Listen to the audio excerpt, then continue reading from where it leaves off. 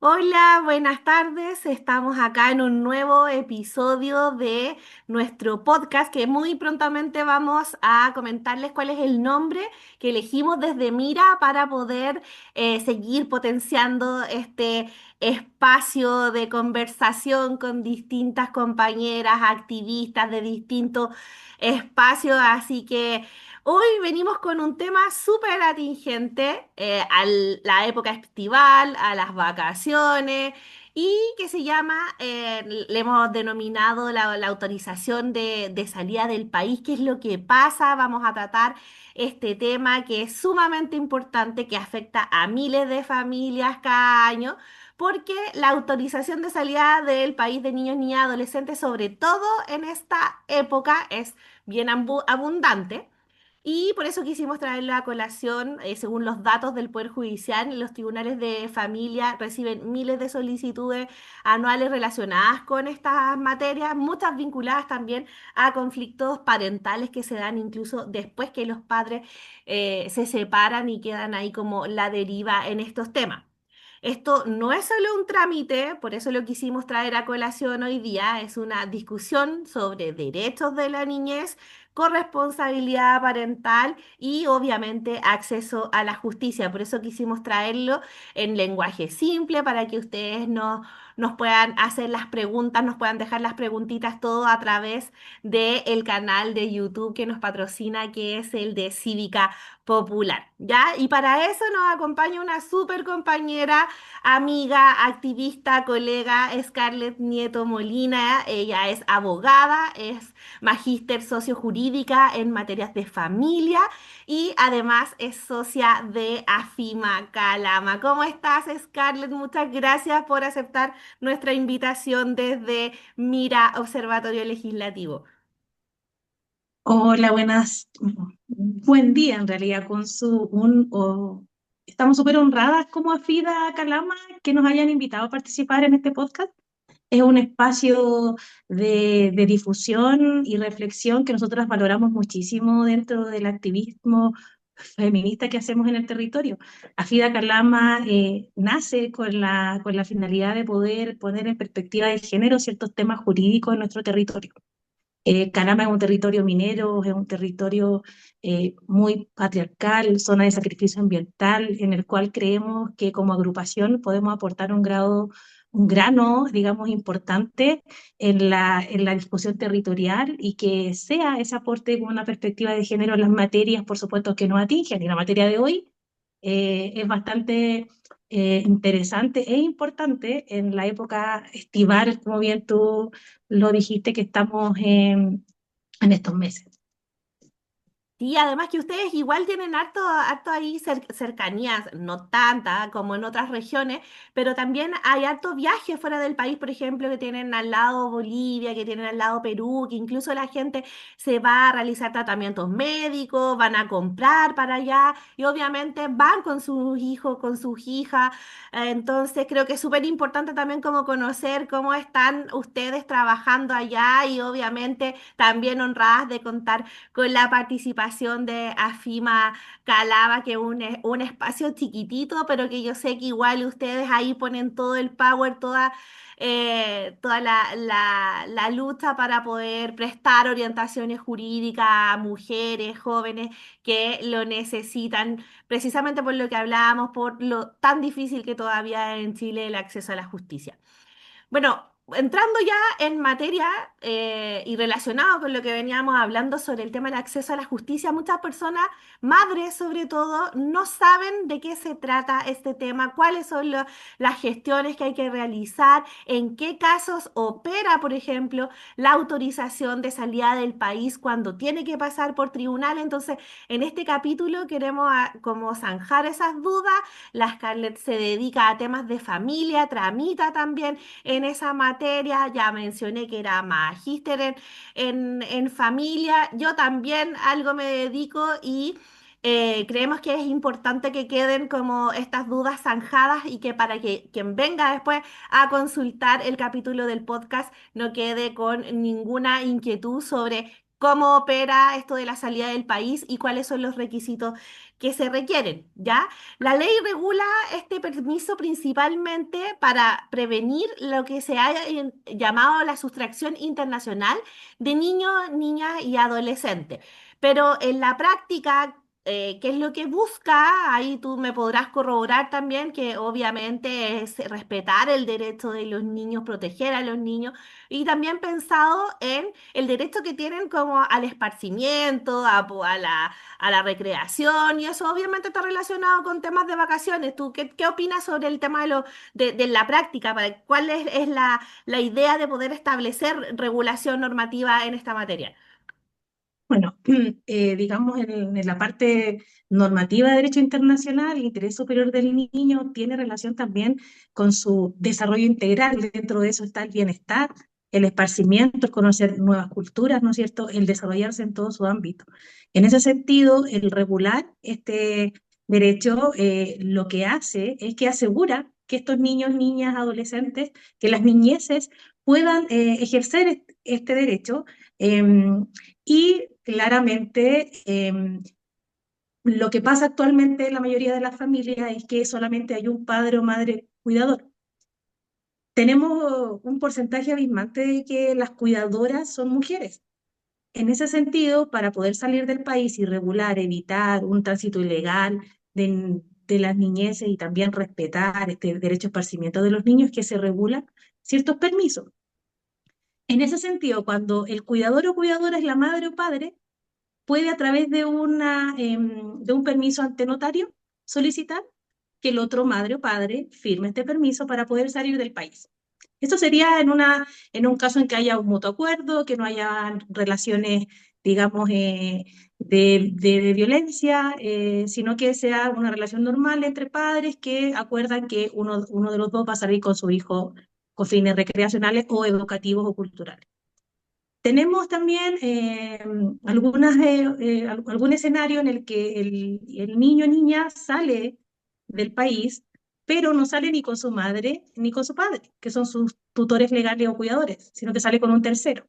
En ese sentido, ambos, padre, madre, tutores, deben firmarle el permiso a esta tercera persona para que pueda salir del país con el niño o niña. Esto se da mucho en las giras de estudio. Eso te iba a Cuando los comentar en chicos las que giras de tienen estudio o también, por ejemplo, cuando hay chicos, chicas que están en campeonatos, que participan de selecciones y tienen que salir a hacer campeonatos internacionales, también van a cargo de un tercero, o sea, un profesor, profesora, generalmente sí. entrenadores. Entonces, por lo general la gente como que cree que si vive solamente con la mamá o solamente con el papá, es ese padre, esa madre quien debe dar el permiso y no, aquí como dice la SCA, esto tiene que ser de todas maneras el permiso de ambos padres. Claro. Y tenemos una tercera opción cuando uno de los padres cuidadores, o sea, uno de los tutores no quiere dar autorización, y ahí es cuando entra la sede judicial, ¿no es cierto? Y esta es la llamada autorización para salida del país que se le pide a un juez, que el juez vendría a suplir, digamos, la voluntad del padre o madre que no quiso acceder a través del permiso notarial, que es la primera vía. Y ahí es donde se inicia un proceso judicial en los tribunales de familia, los cuales deben ser patrocinados por un abogado o por una abogada, ¿no es cierto?, para que el juez pueda entregar esta autorización de salida del país. Se generan hartas preguntas con esto en relación al tiempo de espera, ¿no es cierto? ¿Qué pasa si aún así el padre o madre tiene la negativa? Porque ocurre que incluso en tribunales el progenitor o progenitora que no quiere dar la autorización no la da. Entonces ahí es cuando es importante ir con una representación jurídica que lleve los antecedentes necesarios, como por ejemplo, ¿qué nos piden los tribunales? Certificado de nacimiento, porque ahí acredita quién tiene la calidad de padre o madre, ¿no es cierto? Bueno, la identificación del padre o madre, si tiene los pasajes que compraste, el itinerario para aquel lugar, la justificación del por qué. La normativa nos dice con fines recreacionales, de vacaciones, con fines culturales, con fines educativos, fines deportivos, ¿no es cierto? No sé, ¿por qué necesito esa autorización para que el niño o niña salga del país? Eso es importante poder manifestárselo al juez o a la jueza. Ahora, hay un tema importante que se introdujo hace poco con la normativa en relación a las personas que están en el Registro Nacional de Deudores. Cuando hay una persona inscrita en el Registro Nacional de Deudores, este trámite, esta autorización, este proceso judicial es mucho más expedito, porque Dame muchas un veces los... segundo.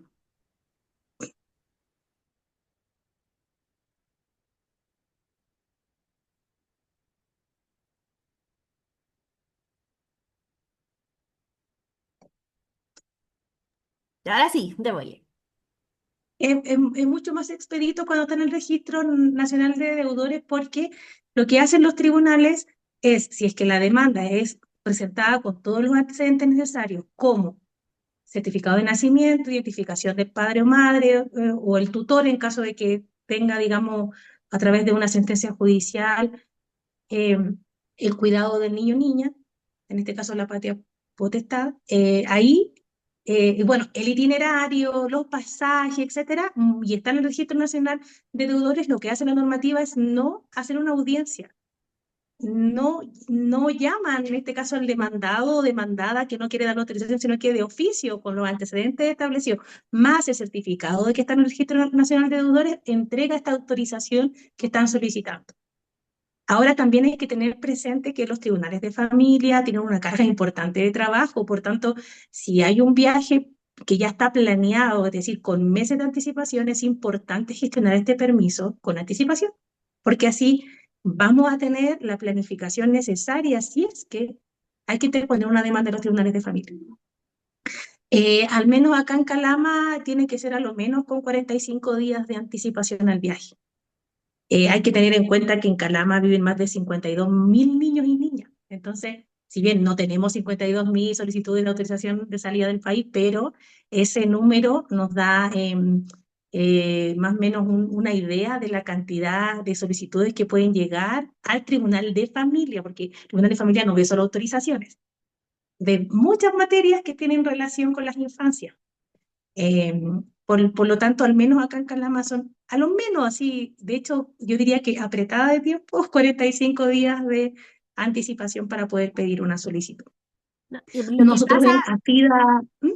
no, lo que te iba a decir es que eso te quería preguntarte, pero ya tú lo has dicho, de cuál es la situación en Calama, porque a mí me ha tocado que en otros tribunales incluso citan igual audiencia. De hecho, me tocó una vez en un caso en donde incluso el padre era una madre la que estaba solicitando para salir fuera del país con su hija.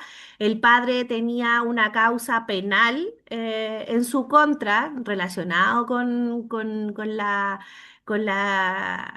chica que iba a salir del país y además estaba en el registro de deudores y el tribunal aún así lo citó a audiencia, que notificara al padre e incluso solicitó que se contratara defensor de ausentes, que para quienes nos están escuchando, la figura de defensor de ausentes es cuando el padre o madre no puede ser hallado, porque no solamente puede ser ante la negativa, sino que también cuando no se encuentra se solicita esta figura y no solamente en estas causas, sino que en otras causas también se puede solicitar la figura de defensor de ausentes como una especie de garante de que no se va a vulnerar el debido proceso de la persona que aún está ausente, que no se le ha podido notificar y que finalmente no está no tiene conocimiento de que se está llevando una causa en su contra. Entonces, con respecto al tiempo que tú estabas diciendo, en Calamas, 45 días, pero creo que en otros espacios también es importante como averiguarlo desde antes. Va a requerir a lo mejor más tiempo, incluso, no sé, yo diría que hasta 6 meses.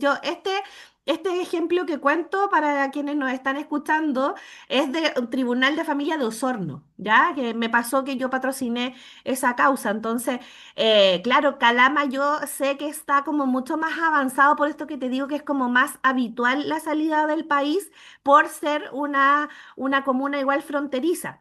Pero el tema es que incluso lo que dice la SCAI, lo puedo también como corroborar en el sentido de que el tribunal cumpliendo con todos los requisitos que exige la ley y, por ejemplo, acreditando efectivamente de que el padre o madre se encuentre en el registro de deudores de pensiones de alimentos, no tendría para qué llamar a audiencia ni nada, sino que sería solamente revisar esos antecedentes. Pero en otros lugares puede ocurrir de forma distinta, por eso es importante lo que decía Scarlett respecto del punto de que no lo dejen como un trámite para último momento, porque lamentablemente puede de todas maneras demorar más de lo que uno piensa y sobre todo, por ejemplo, para las giras de estudio que están con muchos meses de antelación, las fechas programadas o para viajes familiares de todas maneras, que lo puedan realizar el trámite con anticipación, porque si se cumplen con los requisitos no habría problema y de hecho el Poder Judicial hace referencia a que la mayoría, si no por decir como el 99% de las causas, sí se acoge la autorización, sí se da la autorización, si es que cuenta con todo esto que decía Scarlett sobre contar con el lugar, el fundamento, las fechas como el itinerario, cuándo se va, cuándo se viene. Incluso también es importante, y esto sirve para las autorizaciones que se dan cuando hay un acuerdo entre los padres y se dan por notaría, no poner como la fecha fija, porque imagínense, no sé, o tienen un retraso en el vuelo o en el bus en el que van, quedan en pana, no sé, cualquier cosa, y puede que pusimos la fecha exacta en que se iba a realizar el viaje y resulta que nos demoramos 2 días más y ya queda fuera de la norma. Entonces, es importante como prever todas estas situaciones, ¿cierto? ¿Cierto, Ska? Sí, de todas formas, la planificación de un viaje al extranjero generalmente, sobre todo en zonas no fronterizas, se da con tiempo. En zonas fronterizas pasa que los viajes son mucho más frecuentes e incluso imprevistos. Voy a poner como un ejemplo en relación incluso a la extensión de tiempo que entregan ciertas notarías dependiendo de la zona geográfica.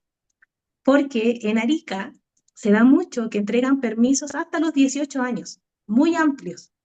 ¿Por qué? Porque Tacna está a 1 hora y media. Claro. Muchos van a almorzar, muchos van al médico porque encuentran horas especialistas Al antes que en Arica, dentista.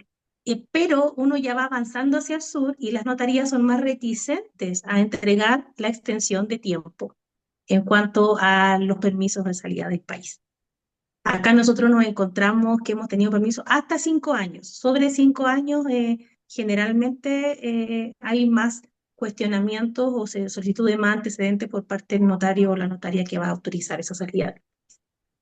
Entre 2 a 5 años, al menos acá en la zona en la que estoy actualmente, no hay mayor problema de entregar, digamos, estas autorizaciones. Más al norte son mucho más extensas, pero también porque hay un tema cultural y fronterizo en relación a las salidas al extranjero.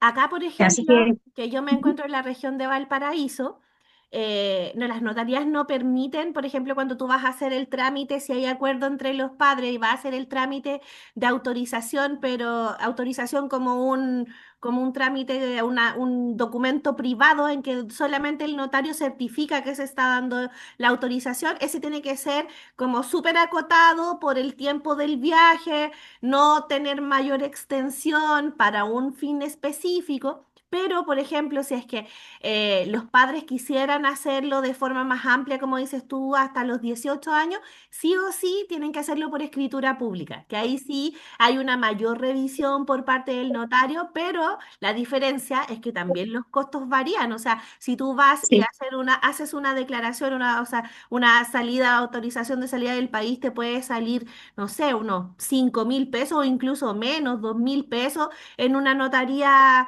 común y corriente, pero una escritura pública va desde los 25.000, 30.000, 40.000 pesos hacia arriba. Entonces, también es importante tener eso presente sobre cuáles son los requisitos que piden los notarios, siempre y cuando estén de acuerdo las partes. Ya recordábamos y y así lo, y lo- como... y lo otro Dale. como dato práctico, que esto no sale en ningún manual ni en la norma, pero como dato práctico, cuando ustedes tengan su autorización ante notario o con el juez o jueza con la sentencia, saquen copia legalizada, porque muchas veces se quedan en los controles fronterizos de la PDI, se quedan con una.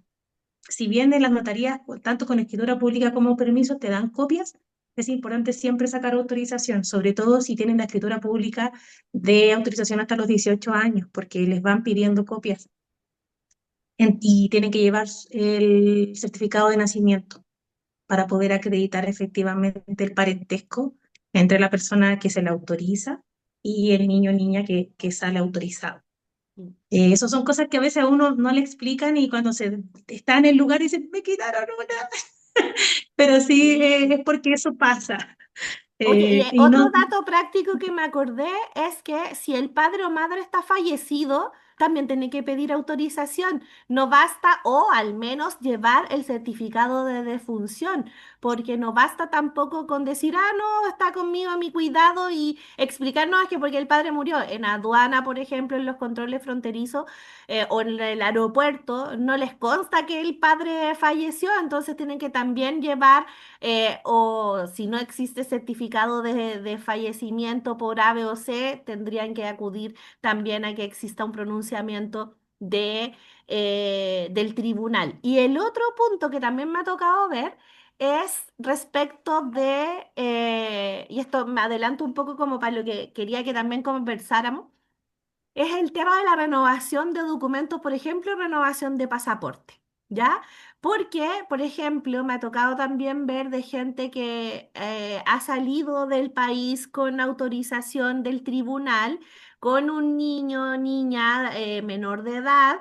Y que mientras está fuera del país, me pasó puntualmente, voy a decir el caso, puntualmente de una mamá que se fue con su hijo chiquitito, el hijo no estaba reconocido por el padre y lo reconocen a través del procedimiento de paternidad y el tribunal hace presente la presunción y porque el progenitor nunca se hizo parte en la causa, entonces se cumple la presunción que señala que si no se va a hacer el examen biológico, se entiende como que es efectivamente hijo de la persona a quien se está demandando a través de la reclamación.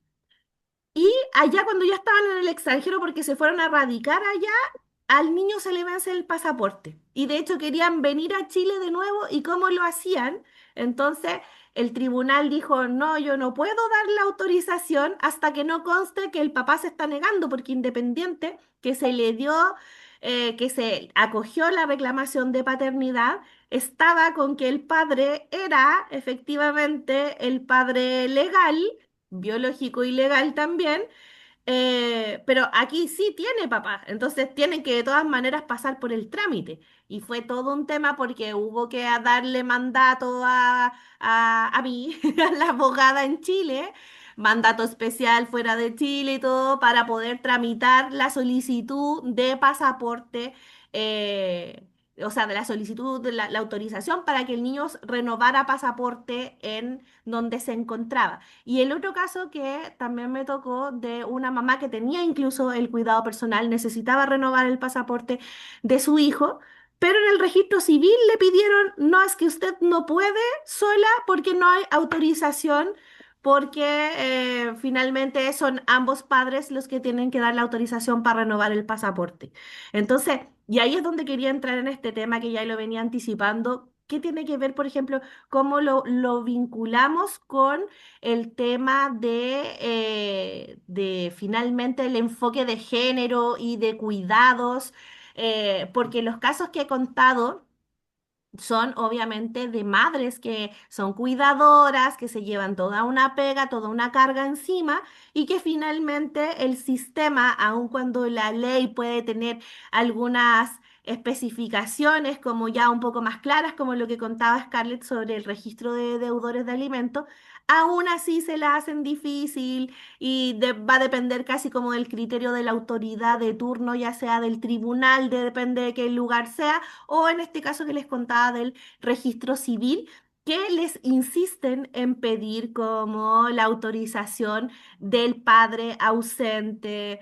Y no son pocos los casos que se da esta dinámica. De hecho, los datos señalan que el INE incluso señala que más del 70% de los cuidados parentales cotidianos recaen en las mujeres, lo que explica finalmente que son ellas quienes hacen estos trámites de solicitud de salidas del país. No sé qué opinas de esto. ¿Has tenido causas en este sentido tú, Scarlett, de orientaciones jurídicas? Sí, mira, yo creo que estamos frente a un escenario que lamentablemente es reiterativo en nuestra sociedad, que es invisibilizar situaciones de género en estas temáticas judiciales. Me explico. Muchas veces se cuestiona que las organizaciones feministas, las abogadas que tenemos y trabajamos con perspectiva de género, encontramos problemas de género en todos lados. Nosotros nos inventamos situaciones y problemas de género o desigualdades. Pero acá hay datos duros y claros que no todos quieren ver.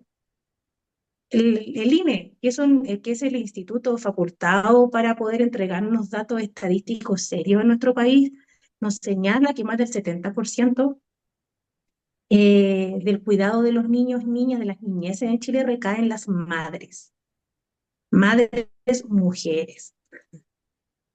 ¿Por qué lo recalco de esa manera? Porque si hay un 70% que se ve afectada por estas políticas, eh, por esta estructura judicial de la autorización de salida del país que no tiene una perspectiva de género, sí estamos hablando de un problema de género. En ese sentido, creo que siempre se parte por invisibilizar las labores o infantilizar incluso las decisiones que puedan tomar las mujeres, incluso como madres. Entonces necesitan que alguien autorice que pueda salir con su hijo cuando es la persona que ha estado el 90%, 99%, 100% del tiempo de vida de ese niño o niña a cargo, sin ningún tipo de apoyo, sin ningún tipo de respaldo por parte del progenitor o del otro tutor que debiese haber entregado responsabilidad parental a la crianza de ese niño o niña. ¿Es un problema de género? Sí. ¿Han habido avances? Por supuesto, porque no podríamos desconocer que en el hecho de que esté reglado, que, ¿no es cierto?, que exista el Registro Nacional de Deudores ya es un avance, porque nos permite lo que conversábamos y señalábamos al inicio de este podcast en relación a que se podía, ¿no es cierto?, solicitar que fuera más rápida la autorización cuando el progenitor o progenitor estuviera en el Registro Nacional de Deudores. Es un avance, pero nos quedamos ahí, en lo económico, ¿no es cierto? Ahí. ¿Qué pasa con la estructura sustantiva de cómo se consagra esta autorización de salida del país? No lo estamos viendo con una perspectiva de género. ¿Qué pasa si efectivamente ese padre o madre sí paga la pensión?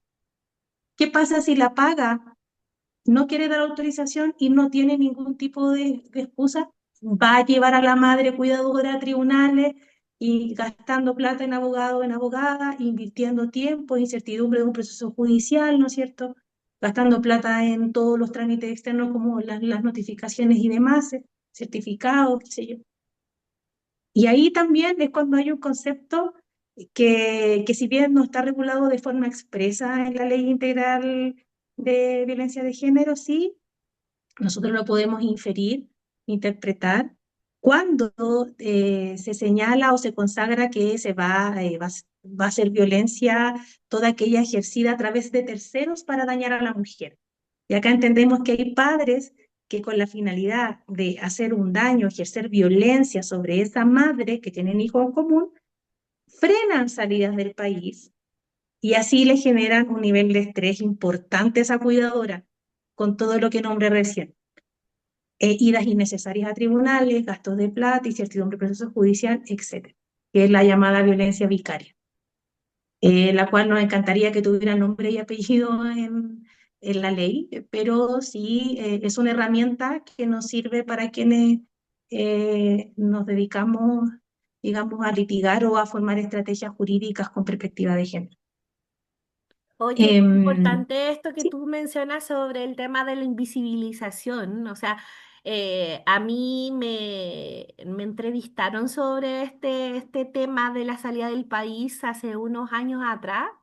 No me recuerdo en qué canal, pero en un canal nacional, creo que fue en TVN, no estoy segura. Y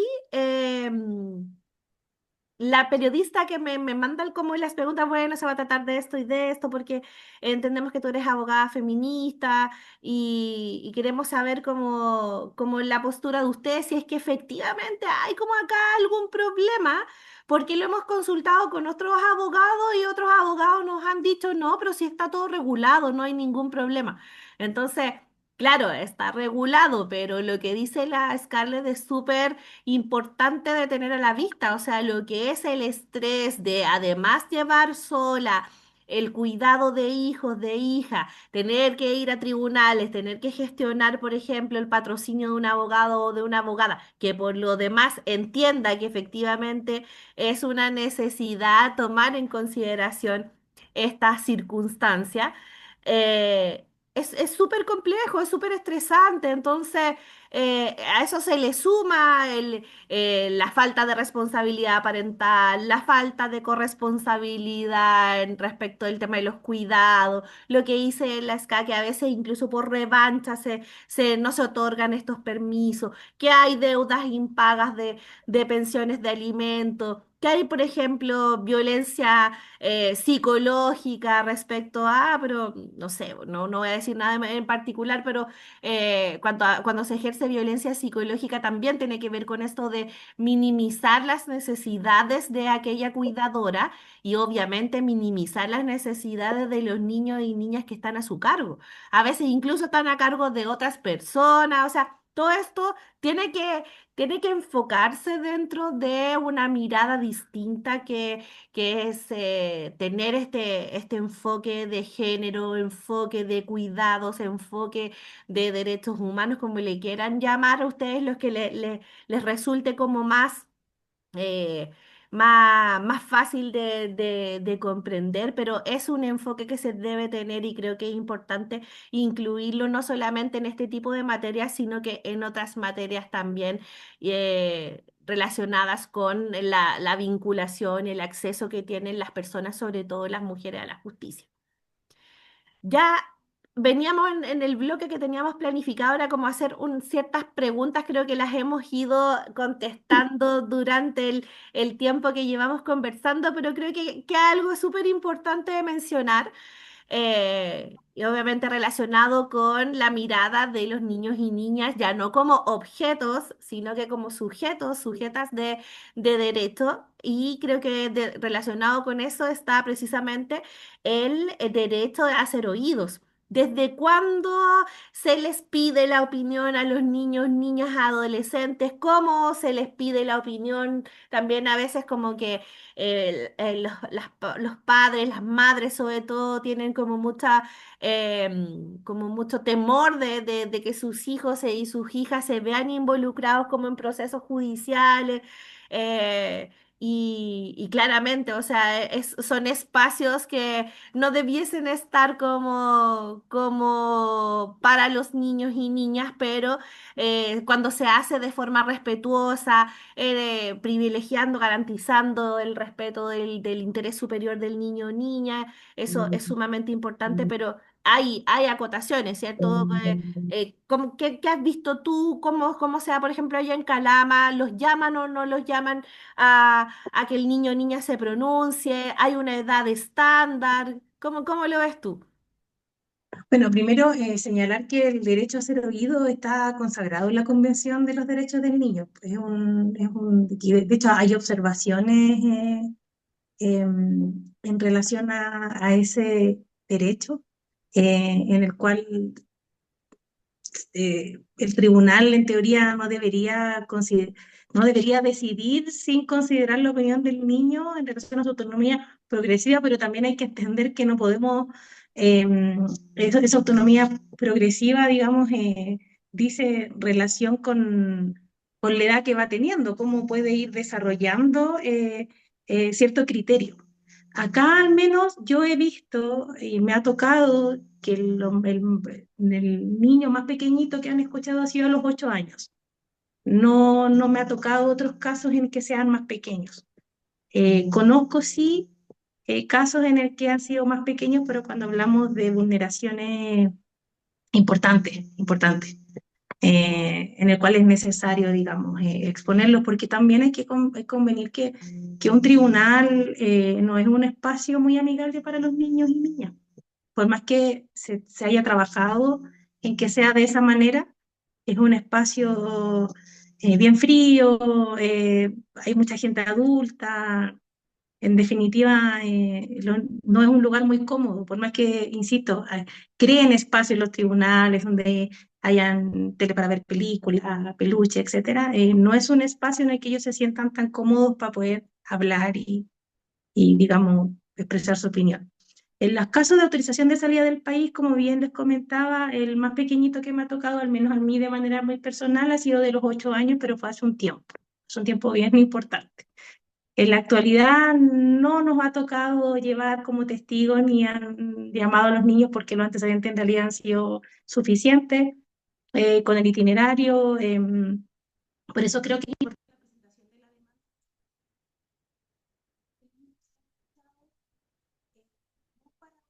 ¿Ska? ¿Me escuchas tú? Es que se cortó el audio, no sé si tú me sigues escuchando. Sí, ya. Esperemos que sea yo el problema y no tú. No te escucho absolutamente nada, pero a ver, vamos a ver.